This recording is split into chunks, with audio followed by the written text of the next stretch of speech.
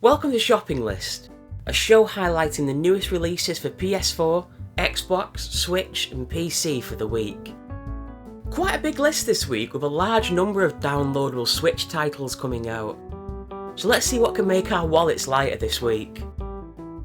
Rebel Galaxy Outlaw is a space adventure game and a sequel to the 2015 game with the same title.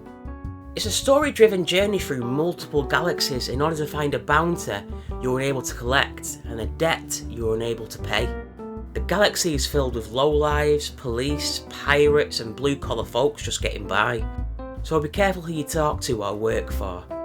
There are also pretty decent looking dogfights, so this, along with resource management for ship upgrades, seems to be the main bulk of the game. This will be available on the Epic Store from the 13th of August. It's good to see more RTS titles on consoles. Ancestors Legacy is a real-time strategy game set in the time of invading Vikings and defending Brits. It utilises intense strategy where morale, character experience and terrain can make or break your army. For those details alone, it's very reminiscent of Dawn of War, at least for me. Also, with a cinematic battle camera, you can zoom into the action giving a close-up of the death and carnage you've created. I'll be very interested to see how the controls of a PC RTS map to a console, but we'll have to see. This game is invading shores on the Xbox One on the 13th of August. Exception is one of the few games I can say, with prolonged playing, will definitely give me a headache. A brightly coloured side-scroller where your character can invert and shift the dimensions of the level to advance. It's very fast-paced, which reminds me of Strider or Ninja Gaiden on the NES, but obviously with an updated, overly bright techno feel. It looks quick and smooth and worth a play. This game is playable on the Switch and Xbox and is available on the 13th of August. Escape from the Universe is a Gradius-style side shooter, where after your planet's been destroyed, you have to deal with dangers and loneliness of space. It has a procedurally generated storyline, meaning tons of replayability, plus multiple missions earning you credits to upgrade your ship, meaning you can take on bigger and nastier threats like the end of stage bosses. This will be downloadable on the Switch on the 13th of August. Never Give Up is a side-scrolling platformer in the same vein as Super Meat Boy. Get from point A to point B in the most creative way possible whilst not being stabbed, gored, blown up, chewed out or worse. It seems to have a bright colourful art style, which is nice considering it's a game about constantly dying. It's made by Armour Games, and I used to play their Flash games all the time, so show them some love. Never Give Up will be available on the Switch on the 13th of August. Friday the 13th is making its way to the Switch, so now you can be terrified anywhere in the home and away. It's a 7 vs 1 survival game, where you either play as a gang of camp counsellors, gathering together supplies for certain objectives, while staying away from the crazy psychopath, or you play as Jason, said psychopath, where you hunt down and kill anything that moves to stop the counsellors from escaping. This is downloadable on the 13th of August on the Switch, and has a physical release on the 13th of September, and both include all available DLCs. Fellseal Arbiters Mark finally arrives on Switch, a turn-based strategy game which has received massive praise in the reviewing world, as it's bringing back the old Final Fantasy Tactics style of gameplay with picturesque hand-drawn style. It's no wonder people are flocking to this charming looking game, as it's supposed to be a very intense tactical experience as well. This will be available on Switch on the 14th of August. CryoGear is a Metroidvania style game with a retro pixelated style, set in a futuristic open world where you're rewarded for your exploration. The world's filled with dangerous enemies, environments and boss battles.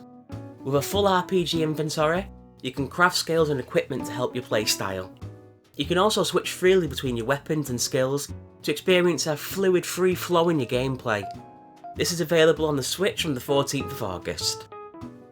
The Vasara Collections is making its way to consoles. It's a classic bullet hell game set in a reimagining of feudal Japan, where there's also giant mechs, flying motorcycles, and an arsenal of crazy weaponry. With multiplayer compatibility and constant action, it looks like a good grab and play game. This will be available on PS4, Xbox and Switch on the 15th of August. Rogue Singularity is a maze-running platformer, where you need to avoid constant dangers and obstacles to get to the end of the stage. The game has been designed to feel very old school with its controls, meaning you can only jump, dodge and run, but by giving you a simple move set, it's supposed to make you feel more in control and more equipped to deal with the fast-paced levels. This is available on Switch on the 15th of August. Ittle Dew is a top-down adventure game with strong similarities to the old Zelda games, where you have to survive the dangers of a new island with multiple monsters and dungeons to explore. The game itself is supposed to be quite simple and short, but there's apparently tons of replay value. To be fair, with the pleasant art style and childlike wonder exploring a new world, it could be a fun play. This will be available on the Switch on the 15th of August. Beholder 2 is a point and click game with a smooth black and white graphic style. You've started working in the industry, a sought after place to work, and it's up to you, the player, to figure out how you're going to climb the corporate ladder. By working hard, stabbing people in the back, or even whistleblowing and getting the opposition killed, it's all up to you. Beholder 2 has been out for some time, but it can now be purchased on the Switch from the 15th of August. Aritana and the Twin Masks is a third-person adventure, where your character has multiple teleportation and magical abilities to get around the environment. In terms of graphics, it doesn't look finished to me, with the same look that some beta builds have, but we can only hope this doesn't affect the gameplay. This will be playable on the Xbox One from the 16th of August. Remnant from the Ashes is a game I'm looking forward to. If the trailers are anything to go off, it's a third-person hunting game where you use a multitude of firearms to kill literal nightmares. So, Dark Souls with a sprinkling of Monster Hunter. Hopefully more information comes out, but we don't have long to wait before release. Remnant will be playable on Xbox and PS4 from the 16th of August.